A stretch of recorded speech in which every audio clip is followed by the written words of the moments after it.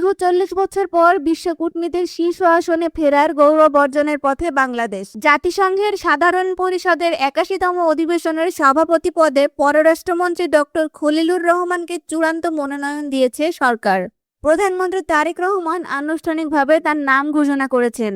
মূল প্রতিদ্বন্দ্বী এখন সাইপ্রাস, তবে বাংলাদেশের জয় প্রায় নিশ্চিত বলে ধারণা করা হচ্ছে। নিউ ইয়র্কে জাতিসংঘের সদর দপ্তরে আগামী ২রা জুন অনুষ্ঠিত হবে এই ঐতিহাসিক নির্বাচন। প্রতিষ্ঠিত আঞ্চলিক রোটেশন নীতি অনুযায়ী এবার সভাপতি নির্বাচিত হবেন Asia Pacific group of states থেকে। ফিলিস্তিন সরে দাঁড়ানোয় বাংলাদেশের মূল প্রতিদ্বন্দ্বী হিসেবে এখন মাঠে রয়েছে সাইপ্রাস।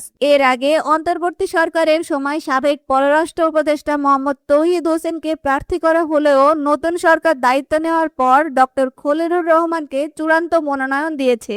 কূটনৈতিক সূত্র বলছে, ৪ বছর ধরে চলা প্রচারণায় মাঝে প্রার্থিতা নিয়ে কিছুটা অস্পষ্টতা তৈরি হলেও যুক্তরাষ্ট্র ও তুরস্কের মতো মিত্র দেশগুলোর অনুরোধে বাংলাদেশ তার অবস্থান সুসংহত রেখেছে।